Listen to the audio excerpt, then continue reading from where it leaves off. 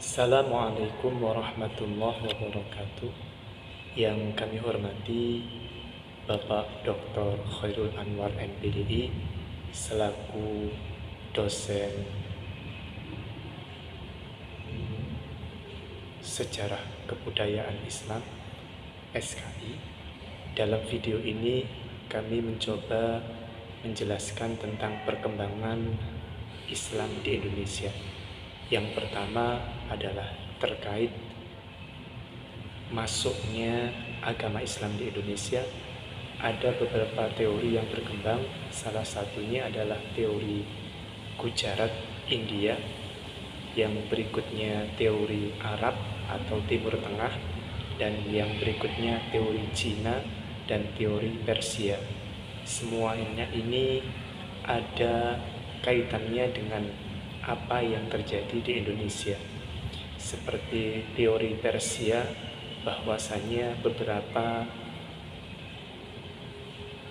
kegiatan baik yang berupa budaya maupun kegiatan ibadah itu ada yang merujuk pada salah satu golongan Syiah, seperti perayaan 10 Muharram atau Asyura, seperti apa yang kaum Syiah rayakan ketika di bulan atau di tanggal 10 Muharram.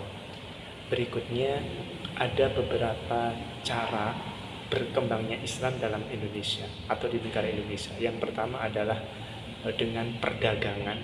Melalui perdagangan ini Islam berkembang di Indonesia.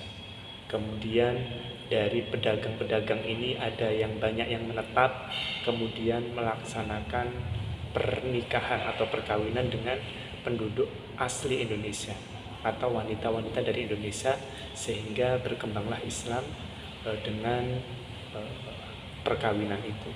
Ada juga melalui politik, ada juga melalui tasawuf, dan ada juga yang melalui kesenian.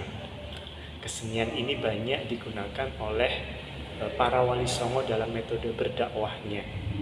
Saya lanjutkan, saya kaitkan dengan metode berdakwahnya para wali songo yang secara singkat, ya, bahwa salah satu dari personil atau anggota wali songo adalah Sunan Kalijaga.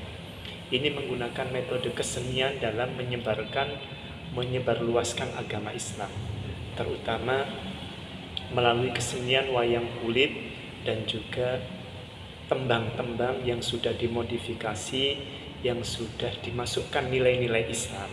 Seperti kalau di wayang kulit itu ada judul cerita yang namanya Jamus Kalimu Sodo. Itu diambil dari 2 kalimat syahadat, bahwa ketika seseorang ingin masuk agama Islam maka wajib mengucapkan 2 kalimat syahadat. Dan juga banyak tembang-tembang atau lagu-lagu Jawa yang itu sudah dimasukkan nilai-nilai Islam, seperti lir-ilir dan lain sebagainya. Kemudian perkembangan Islam sebelum masa kemerdekaan ini sangat merepotkan pemerintah Belanda atau penjajah Belanda, karena dengan kuatnya Islam di daerah-daerah, maka didasari itu ada yang namanya perlawanan, pemberontakan terhadap pemerintah Hindia Belanda. Contohnya seperti perang Diponegoro, perang Badri dan lain sebagainya. Itu merupakan bentuk perlawanan dari orang-orang yang berlatar belakang Islam kepada penjajah Belanda. Kemudian setelah Indonesia merdeka, baru Islam ini dimasukkan ke dalam salah satu dasar negara, yaitu dalam Pancasila, sila pertama, yaitu ketuhanan yang Maha Esa. Ini adalah dalam artian ketauhidan, mengesakan Tuhan, mengesakan Allah. Seperti itu. Baru kemudian setelah itu berkembanglah Islam, dan banyak tokoh-tokoh Islam yang muncul. Di antaranya adalah Hadratus Syekh Hasyim Asy'ari, yang tidak lain merupakan muassis dari Ormas Nahdlatul Ulama.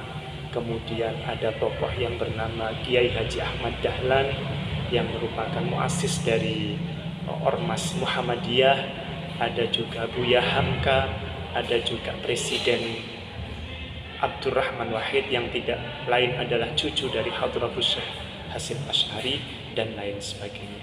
Intinya Islam berkembang sangat baik, dan yang penting tidak ada pertumpahan darah, tidak ada perselisihan ketika Islam itu dikembangkan di Indonesia. Ini yang harus kita pertahankan sampai sekarang. Ini harus kita terapkan bahwa Islam itu berkembang selama ini tidak dengan kekerasan, tetapi dengan nilai-nilai keagamaan yang baik. Terima kasih. Kurang lebihnya mohon maaf. Assalamualaikum warahmatullahi wabarakatuh.